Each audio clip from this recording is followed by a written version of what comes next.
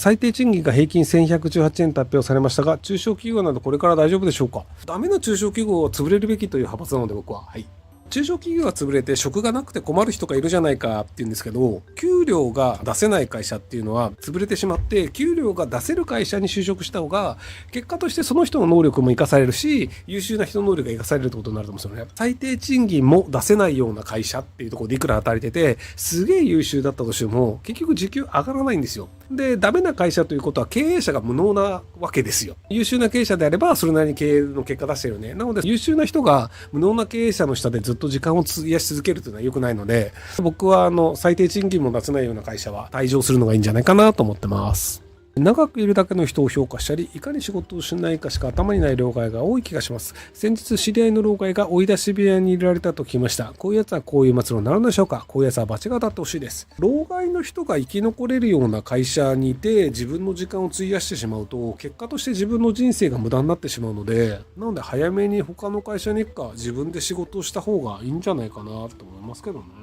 長期的にはちょっと微妙な話をするかもしれないんですけど、会社員を目指すという生き方というのはなかなか済むんじゃないかなという気がちょっとしてたりもするのですよ。まだまだかかるとは思うので20年ぐらいは関係ないと思うんですけど、 AI がいろんな職業をどんどん機械でリプレイスしてきますっていうのが保険業界とかで始まっていて、でそのうち多分法律系とか税理士さんとかっていうのもなっていって、エンジニアリングとかでもある程度リプレイスされていって、でこれが全員がいなくなるっていう話ではないんですよ。優秀な税理士さんが AI を使うことで10人分20人分の仕事ができるようになりました。で優秀な弁護士さんが AI を使うことで30人分40人分の仕事ができるようになりましたっていう形で、弁護士事務所で人間が働いているというのは変わらないように見えるんですけど、結果として一部の優秀な弁護士さんがすごい量の仕事を裁く、それができない弁護士事務所というのがどんどん廃れていくっていう形で AI だらけになって人間が仕事をしてないみたいな社会になるかというと、多分そうではないんですよ。表向きは今の日本の社会と一緒で、いろんなところに事務所があってオフィスもあって、でそこに人間がいそうな感じがするけど、実態としてはあんまり多くの人数がいるわけではない。事務方とかも受付をやる 2,3 人はいるんだけど、経理とかは全部外注していて、総務的なことを仕事をしてる人も少ないみたいな感じで、ごく少数の人が大量の仕事をさばくという状態になっていくと思うんですよね。そうなった時に、労働者の需要というのは、スキルのある労働者の需要というのは結構減ってしまうんですよ。で、優秀な人だから別のスキルをつければいいじゃんってなるかもしれないんですけど、ある程度ブランドがある人にはもう勝てなくなると思うんですよ。弁護士としての能力は同じぐらいでした。でも、AI で成功した弁護士事務所で CM バンバン打ちまくっていて、能力は一緒だけど AI ではそんなに成功しなくて広告も出ないっていう会社だとして、やっぱりこっちがどんどん仕事を受けていくんですよ。で、いっぱい仕事を受けて AI だから、しかも安いんですよ。安くて優秀な結果を出す。で、ここは人間がやってるから、ある程度の金額を取らないとやっぱりできないので、結果は一緒なんですよ。成功率は一緒なんですけど、どっちに頼んでも成功率は一緒なんですけど、こっちだと安い、こっちだとちょっと高いってなると、ブランドがあって安いこっちに頼みますよねっていう構造になっちゃうんですよ。なので弁護士としての能力は同じくらいだったとしても、そういうことが起きてしまうんですよ。なので人間が勉強して学力を磨いてワーカーになるというのが、果たしてその努力が報われる社会なのかっていうふうに考えると結構厳しいと思うんですよね。 AI になると電気代で済んじゃうんで、人間の給料払わなくて処理がされちゃうんですよっていうのもあるので、 AI が使えるようになるっていうパターンでもいいし、ブランドをいかに作るかっていう、例えばじゃあ税理士でも同じで、 AI を使いこなした税理士というのが、じゃあ AI を使いこなせない税理士、最初は同じ能力ですと。でも AI を使いこなせるから仕事をどんどんさばけますと。なので最初のうちはこっちとこっちで頼むと、こっちだと1ヶ月かかるけど、こっちだと3日で終わるとかなんですよ。そうすると3日で終わるからこっち頼む人増えるよね。そのうちどんどん件数が重ねて AI も進化していくからコストが安くなるんですよ。なのでコストも安いし早いってなるんですよ。でも最初の税理士としての能力は一緒なんですよっていうのが、いろんな業界で起こり始めてしまうと思うんですよね。一人勝ちっていう。そうそう、社会保険料見流しね。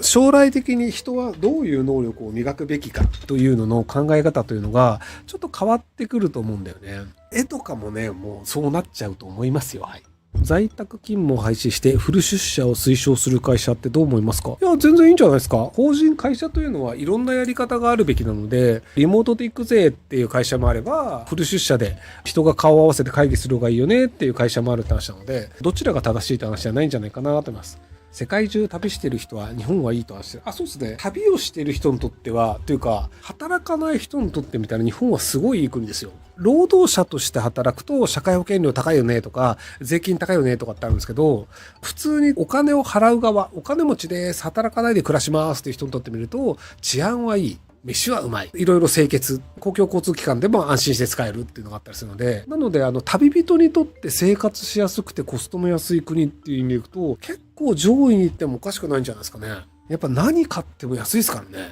昔東南アジアに行ったら電化製品探したりとか、アメリカに行ったら服とか買うと安いよねとか、他の国に行ったらこれ買うと安いよねみたいなのがあったんですけど、僕、日本がそういう意味でいくと安い何か買おうと思ったら大体もう今日本で買うようになっちゃいましたね。任天堂スイッチ2とか超安いですからね、日本。フランス、ヨーロッパだと469ユーロで日本円にすると7万8000円ぐらい。でも日本で買うと4万9000円とかで買えるでしょ？すごいよね。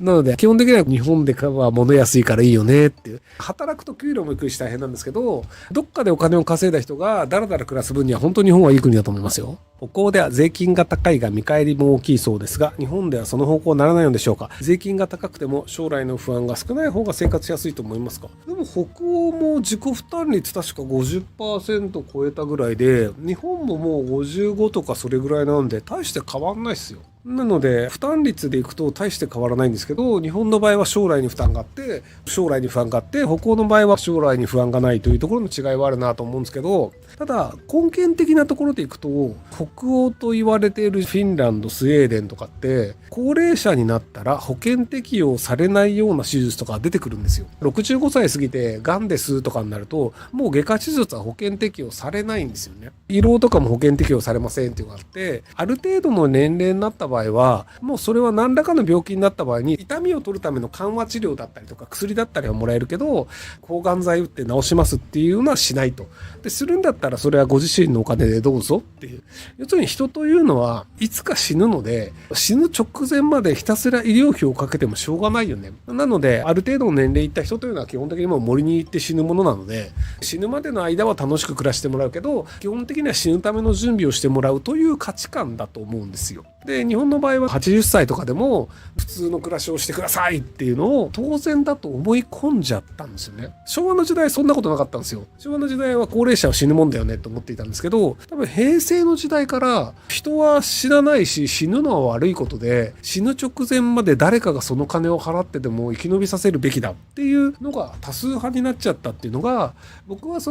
たまたま平成の時代というのが昭和のうまくいった時代の資産を食い潰した結果起きたかなり特殊な一時代というだけであって、本来人類そんな時代はなかったよねっていう。人類10万年の歴史の中で病気になったら大体死ぬなんですよ。昭和の後期からそれなりに医療というのが発達してきて、ちょっとした病気だったら薬とか手術で死ななくなったよねっていうのが、これが100年前ぐらいから起きた珍しいことで、80年前ぐらいか80年ぐらいから起きたことで、そのうち医療費というのは全て税金で賄うべきだよねみたいな、税金無限に生えてくるよねみたいな価値観がなぜか生まれてしまったっていう。でこれが日本だけで、他の国は別にそんな価値観ないんですよね。日本の労働生産性が低いという話があるんですけど、ち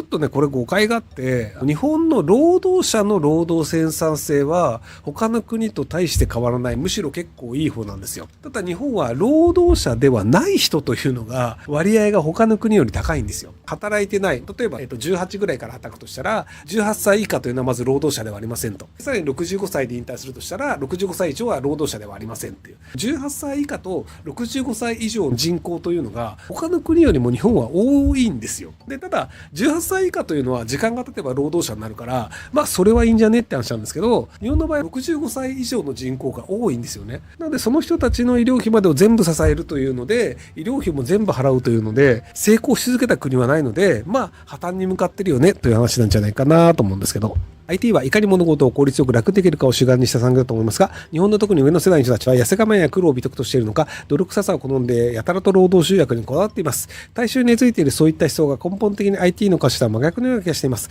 日本で IT 産業が進まなかったのは、そのようなところも一つの原因としてあるんでしょうか。ひろきさんどう思いますか。僕もそう思います。Excel でマクロを作ったら怒られたみたいな話とか、人間がいちいちチェックするのが大事なのであるみたいなところで怒られたみたいな話とかもあったりするんですけど、なので、日本の場合でも各自治体というのが1700弱の自治体というのが、各々システム作ってるんですよ。住民票のシステムとか、それ1個作って1700個に配ればいいんじゃねえのっていうふうに IT の人たちは思うんですけど、それをやらないのが当然だよねっていうのが日本の政府の考え方なんですよね。でそれがおかしなことだと日本人も思わない。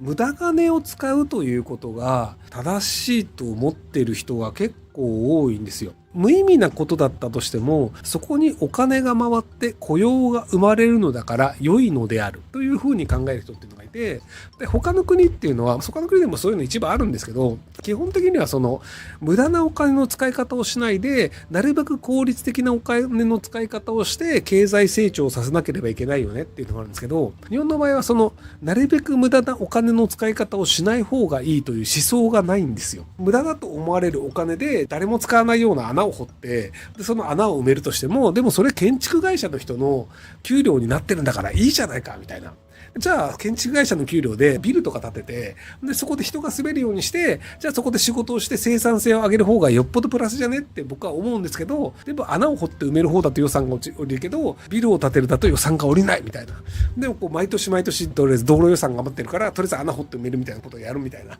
ていうのを日本はやりがちなんですけど、それを直そうとしない。予算というのはどんどん増え続けて使い続けた方が、政治家の権限だったり自治体の役所の人の権限だったりってのも増えたりするので、例えばじゃあ自治体の土木化ですと。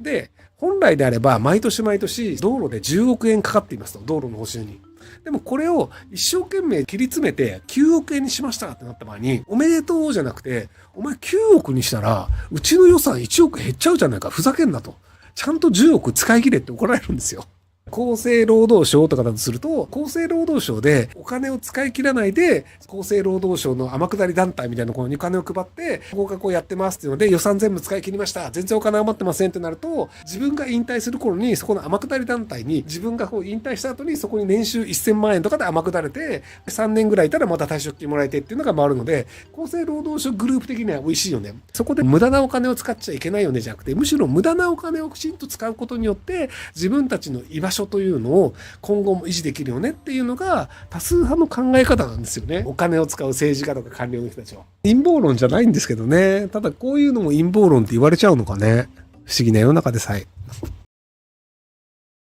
ご視聴ありがとうございます。今回の動画はこちらからの切り抜きになります。ひろゆき LINE スタンプ好評発売中です。概要欄に購入リンクがあるので、そちらから購入できます。よろしくお願いします。